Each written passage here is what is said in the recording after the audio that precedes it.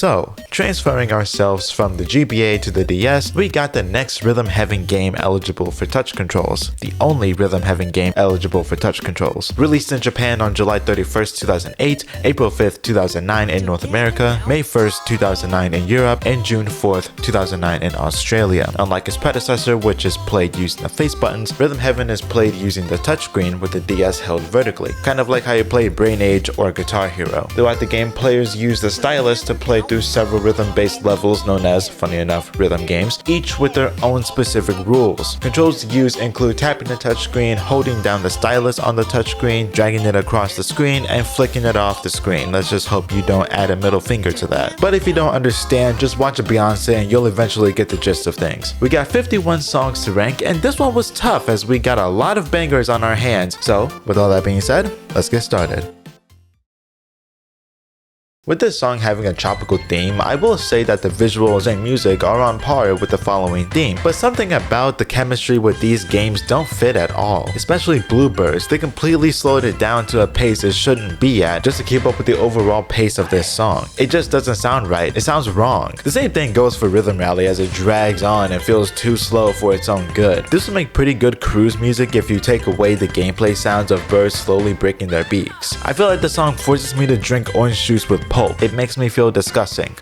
This is just way too long. It drags on for 3 minutes and it feels like I'm playing the same thing over and over again for 3 hours, but I have to do it for 3 hours in order to make progress. The general idea is to fill these robots with Kool-Aid in order to bring them to life. With this sequel, we get these smaller robot balls and we have to fill them up in the dark from time to time. The timing is pretty weird and it takes some time to get used to, but I always find myself annoyed when I have to listen to this instrumental over and over again. This suffers the same way Philbots 2 suffers. It's too long, there's even more repetition, but this time we're moving in space, because that'll make things better. It can be pretty disorienting at times, especially when we're moving in the middle of the song, and we're not just stationed in one position. I get it for the difficulty. If you don't pay attention to the visuals, you'll have no idea where you are. And for me, it's just too much, mainly because of the length and the fact that we're playing table tennis, so it's going to repeat a lot no matter how much speed you pick up throughout the song. It'll never be my first option, but I would pick this over Quiz Show at any time.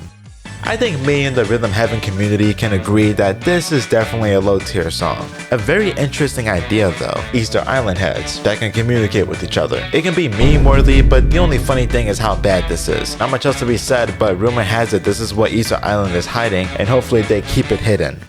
I would have expected that I would put Philbots 2 higher than its original, but I prefer this over that because it's not as long and we don't have to pour cow blood from a steak into these things. It's a lot more standard and we can see what we're doing the entire time, but it's still not the best. This is a classic arcade shooting game where you usually have to aim at your targets yourself, but this time around the game does the aiming and shooting for you with the press of a button. Well, more so with the tap of the screen. The only thing I find relatively decent about this song is the sound effects. They do sound pretty cool and they fit the idea of a space shooter. I wonder how we got to this scenario. It's probably a teaser for Dead Space 4 coming in 2029. Not my favorite version of Karate Man, as I don't think the faster pace and the rock vibe fit with the lyrics. It's kind of off-putting, but it's not terrible. The tougher gameplay from the original as they throw new tricks at you, but it makes sense for this being the sequel. I do prefer this to the sequel from the first game as it doesn't slow down constantly, which is a plus on its own. This is a more catchy, futuristic sounding Galaxian game. Blast away the intruders before they blow up in our face, humanity is on the line, and you must have a good sense of rhythm. Yes, it comes down to rhythm. I prefer Michael Jackson The Experience or Elite Beat Agents, but this is a solid third option. It's extended to a pretty good time and sounds nice, but it's not as good as everything else ahead of it. But luckily, after this, we're just going up from here. Imagine waking up to see your dog in a ninja outfit with ninja stars and kunais. You might as well just move states, that dog is gonna kill you. This is a cool concept. A dog ninja in a forest chopping up anything that flies by it, including vegetables, bones, and even whole tires. The instrumental and sound effects mix very well together, and I like the build up near the end, but this is the highest I can put this one, and it's pretty unfortunate because this is as solid as they come.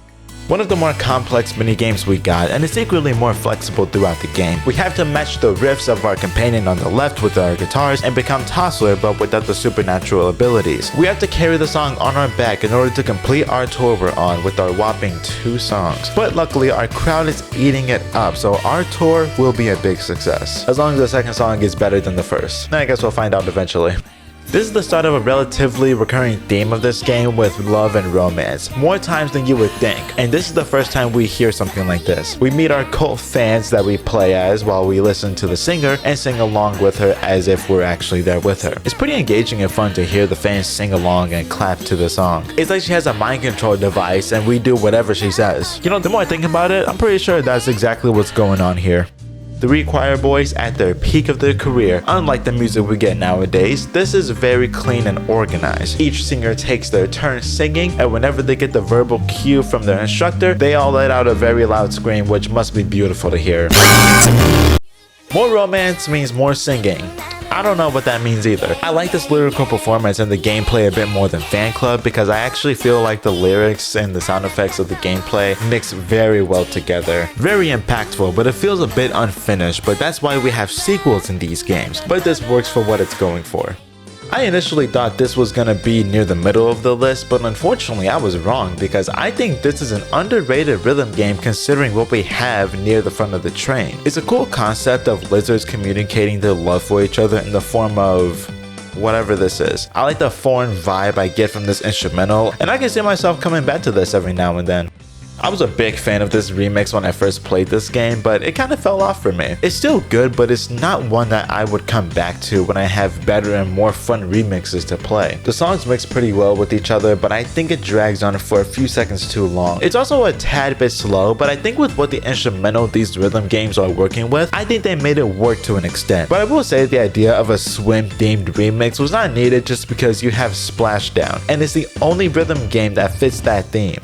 I remember saying in my top 10 DS video that Remix 4 from this game was trash. Well, I think it's safe to say my opinion has changed. If I flash back to 2018, this would have been at my bottom 5, but after giving it a good listen, I think 5 years later I will say this is a decent remix. I think what made me not like it originally was the choice of instrumental being this extra optimistic tone, and the visuals aren't the worst things in the world, but the fact that Munchie Monk is a literal clown and we don't see any of these other characters as clowns is criminal. Also, another reason why I didn't originally like this remix is because of what they did to Munchie Monk, as they only used him twice in the entire remix, but when we hit the climax of the song, he goes off and it sounds pretty good. Another thing I like about this remix is the progression of Love Lab, as we start during the day and then near the end of the song, we have this beautiful sunset feel throughout the rest of the song. I really like the attention to detail. But overall, this is a good remix that I didn't really like, but it grew on me. This is the best variation of Build to Scale within the Rhythm Heaven franchise, as we have 3 different variations, one in Tengoku, one in this game, and one in Fever. I think this is the best one gameplay wise and even song wise. This is the first song we play in the game and it gives us the feel of touch controls as we touch and flick to the beat. It's a pretty vibey song and a really good way to start off a great game. Synchronized swimming and rhythm games go hand in hand, even though we barely see it, and this is probably the only game that gives us that in one. Well, more so two. Not only is it a super dangerous sport in real life, but it will make for a very convincing rhythm game. But we got one of 2 smaller rhythm games. It's a very cool concept, and I think they execute it very, very well. From the poses to the music with the nice eccentric horns, this is a good start to our synchronized swimming career. I just don't plan on drowning. These men are passionate about perfecting their craft, and we as the player must match the drummer's pace and play the most intense game of Simon Says ever. I like the extra details of the sound of the drummers and their drums. It's a pretty cool detail, you can tell they're really into it. The instrumental is really cool and I love when the pacing goes up and it gets really intense for no reason. I was afraid one of them was eventually gonna break their drums at the end, but luckily everything goes back to normal near the end and the cheerleaders aren't fighting each other. One of the coolest concepts in the franchise, as we play a series of songs and they all last less than 15 seconds, but every song has its own speed and pace. Every song sounds good, but there are ones that are better than others. I think compared to other iconic figures in Rhythm Heaven, these boys are underrated amongst them, and I would pay so much money to go to a concert like this. I think this is where we start getting into the high tier remixes. I really like this one. It's catchy, fun to play, the chemistry with these 4 songs work very well off each other, and the Space Soccer fake outs are pretty fun too. I also really like the slow burn near the end as we get some repeats, but the instrumental gets a bit more intense and it's very satisfying. But the only thing I don't like is that they only use the rockers twice, and the last time was near the beginning of the build-up that starts around the middle of the song. This remix does rely on Space Soccer and Locksnap to carry it throughout most of the song, song, but I think it works to the best of its abilities. If they used rockers more, then this could have been a lot higher on my list. The most technical rhythm game, and I'd say it's mainly based on trying not to go off beat, as it throws you at the wall and just tells you good luck and leaves. You have to be quick and smart with your timing and try not to mess up and everything will be thrown off. I think it's one of the hardest games to master, but my god will I tell you that it's so satisfying once you get the perfect. It's not harder than perfecting any final remixes within the series, but it's up there in difficulty. I love this as a starting remix. I think the games work off each other better than Tengoku. I love to start with Glee Club to get us ready for a very nice and simple remix. After the first part, the beats start to get faster and faster throughout. Honestly, Philbots is the only downside to this remix, but other than that, this is a solid way to start off with our first touchscreen remix. Remember this as a life lesson. If you try pulling crops and they don't want to come out, just stomp on the ground hard enough and you'll be able to easily pop them out of the ground and collect them. But be aware, we also have a mole infestation, so once you pop them out of the ground, just punch them in the face to keep them away from your crops. Keep doing this until there are no crops left and you'll be good to go. I'm guessing this is what a camera crew has to do whenever they have to take promo pictures for a NASCAR event. They go so fast they have to snap the picture 5 seconds in advance in order to get them in frame. The only difference is they probably don't have an elite sense of rhythm like this guy. He's the GOAT of photography. I think Rockers 2 completes what the first Rockers left out on. We got a new riff we have to shred, and this is our tour finale, and I would say we're ending it off with a W. This sounds a lot better with the smaller additions to the instrumental and the new gameplay mechanic that adds a lot more depth to the song overall. The best 2-day tour of all time. I can definitely hear people disagreeing with this pick, as whenever Moai Doo-wop is the topic at hand, people bash on both of them, but I think the sequel is leagues better than the first because I think it does what the first one wanted to do, but it couldn't, and I think it's better executed. The whole song is really good, and I love the switch to the slower night song as we say goodnight to our not so favorite Easter Island heads. Lockstep 2 does better than its predecessor. It's literally the first Lockstep but slower, and I like this vibe way more than the overwhelming speed of the first. Also, the fact that it fits perfectly with Sweet Escape by Akon and Gwen Stefani really says it all here. A rare case in this game where the original overtakes the sequel. After viewing this list, it's actually not that rare. This is a much cleaner take on Rhythm Rally, and I understand what they were trying to do with the sequel, but it's just not it. You got the iconic Lanky boys from Space Dance playing table tennis, and you can tell they got a lot out of it, mainly because of how long Rhythm Rally 2 is. This overall song is 15 times better than the sequel. I think this and Built to Scale could have been really good first games to give us an idea of the touch controls. Maybe these blue lanky characters are related somehow, but I don't want to go deeper down the Rhythm Heaven iceberg. I feel like this has no right to be as high as it is, but I love Glee Club 2. Something about the beachy vibe and the inverted colors, it really draws me in, and I like the extra vocals we get and when they all sing at the same time. A lot more advanced meta, and the choir boys have improved throughout the past 15 minutes. This is another song that probably shouldn't be as high as it is, but I love the charm this gives out. These boys are the new DJs on the block and they are ready to show off their skills, but only one of them does the actual work and the other just stands and orders us around, but he's cool because he gives a cool reaction. Because it fits the record stopping in the game and it sounds really good. One of the most underrated games in the whole franchise. This is a great follow-up to the first Built to Scale as we get a lot faster, a lot more depth added, and it's a banger. One of my favorite sequels as it doesn't change too much other than the speed and the lower vision, but who needs to see if you already have good rhythm? Another great follow-up to its original as Splashdown 2 gives us a very complete sequel as the instrumental is a lot more radiant. The gameplay gives us more amazing sound effects to give us a catchy vibe. I think this is probably the most underrated sequel in the game, but I still don't plan on drowning anytime soon. A group of frogs wanting to show off their talents at show and tell. I really like the vocals, and the woman on the side is probably a dance instructor, so that's when you know she knows exactly what she's doing with her students in the back. So much potential here, but we're off to a really good start with this fun concept. This was the reason why there are 51 songs to rank instead of a solid 50. The credit song of Rhythm Heaven after completing Remix 10, and it's a pretty awesome song. We control these homies on their hoverboards and dodge the obstacles. It's the only credit song we're actually able to play in the entire franchise, so that locks it in as the best credit song in all of Rhythm Heaven respectfully. I think this is a classic case of bird. These birds have the strongest beaks of all time. They're slowly but surely getting ready for war. The cool and very homey feeling I'm getting from this beat makes me feel like I'm with these birds and slowly breaking my face to the beat. Not only is this just about 2 times longer, but I think it's warranted because the song is extended by a nice margin and it sounds a lot better now with the complete instrumental to bring it all together. The lyrical performances are fun and cheesy, but it's what makes this franchise fun and cheesy. A lot of fun to be had here. This is the remix 8 of this game as it relies on repetition to carry it, but it is pretty catchy and the rhythm games have pretty good chemistry to make this a fun, loving air show. I think the only standout is Fan Club because it has the most screen time throughout the song as it's repeated the most alongside Frog Hop, but everything fits the vibe and I really like the quite literal big rock finish at the end.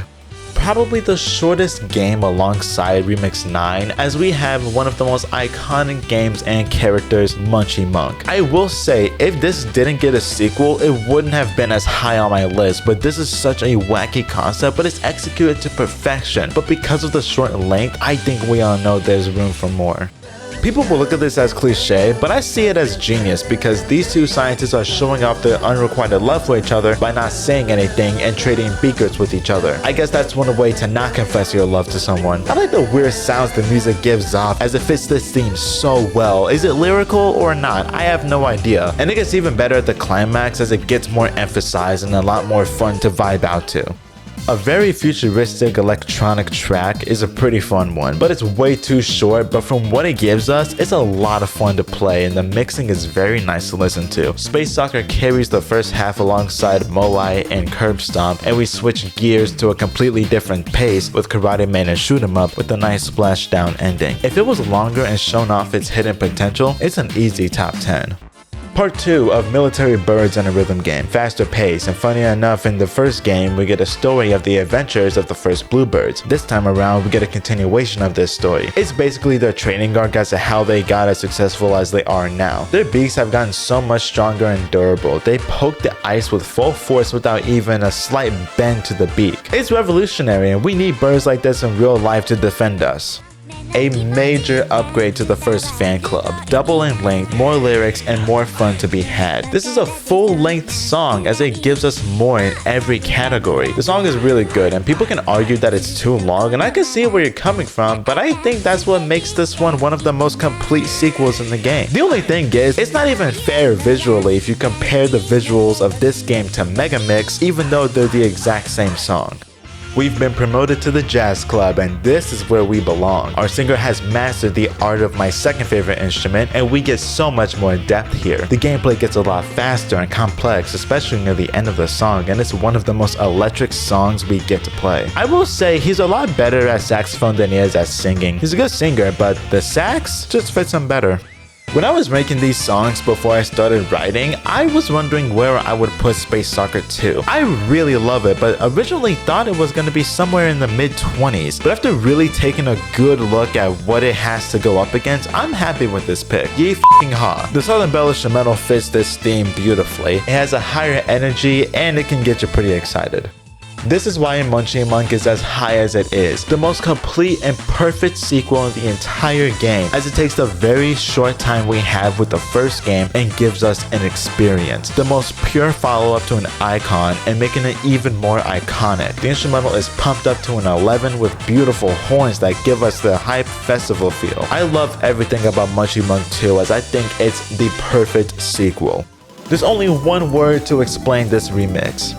Fast as f***. It acts as one word, don't judge me. This is a very compelling remix as this is some of the best chemistry throughout all the remixes except for one. But I love the speed and that it doesn't completely rely on Rhythm Rally and Dog Ninja to carry. It lets other games breathe through this semi-monochrome environment, but I love coming back to this one as I keep getting screwed over in the last Rhythm Rally section. But other than that, it's a lot of fun. Even though Remix 8 has the second best chemistry, I'm willing to say that Remix 3 has the best song. I think every game in this row of rhythm games fits this slower vibe and works super well off each other. I can't get over how beautiful this sounds, and especially near the end, but it's a perfect remix. The color purple fits the idea and is the perfect color for a song like this. I remember hearing this for the first time. It made me melt in the best ways because I just love this song. From the remixes we saw in the previous game, I think this is better than all of them, including Remix 6, which is a relatively bold claim, but remember, I put Moai Duop 2 in my top 25. From the original Karate Man and Tengoku with an interesting arcade look to the DS game, we can now kick bombs. The songs, lyrics, sound effects, and overall gameplay are perfect. This is the peak of Karate Man, at least at the time of 2009. I love the song, I love the gameplay, I love the kicking mechanic added. It's the first perfect Karate Man. Tengoku Karate Man was a great start to this formula, but this is the first time they were able to look back and perfect that craft every possible way, and to think it gets even better from here in the next game. I think this is what people would rank near the middle of the list. It's like the Bonadori of this game, but I can't stress how much I love this rhythm game. The idea of professional alien soccer players flying through space while playing Keepy Up. The entire song is amazing, and I love the sound effects that we hear alongside the soccer ball and the players. The second half of this song carries this hard, and I love every second of it. I think it's super replayable, and the last 15 seconds is literal music to my ears. I totally bet you didn't see this coming, but this is a really good mega remix that we see in every game. This one-ups the previous as they have a lot more games to work around. It sounds great, it plays even better, and I love that we're starting with the iconic karate joke to start and end off this amazing remix to end off a great installment of the best rhythm franchise ever.